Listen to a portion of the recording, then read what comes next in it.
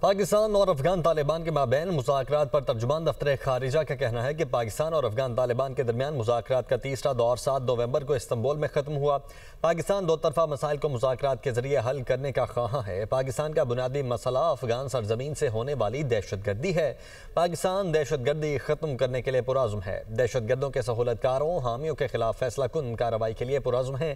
افغانستان میں طالبان کے اقتدار میں آنے کے بعد پاکستان پر دہشت گردانہ حملوں میں اضافہ ہوا۔ پاکستان نے دہشت گردی کی وجہ سے افواج اور شہریوں کے جانی نقصان کے باوجود انتہائی تحمل کا مظاہرہ کیا۔ پاکستان نے 4 سال دہشت گرد کارروائیوں کے باوجود جوابی کارروائی نہیں کی۔ توقع تھی کہ طالبان افغانستان میں موجود دہشت گردوں کے خلاف کارروائی کریں گے۔ 4 سال میں افغانستان کے ساتھ اچھے تعلقات کے لیے مختلف کوششیں کیں۔ افغانستان کو 2 طرفہ تجارت میں نرمی، تعلیمی اور طبی ویزوں میں سہولیات فراہم کی۔ پاکستان کا مقصد ہمیشہ افغانستان کو ایک مستحکم اور پرامن ملک بننے میں مدد دینا ہے۔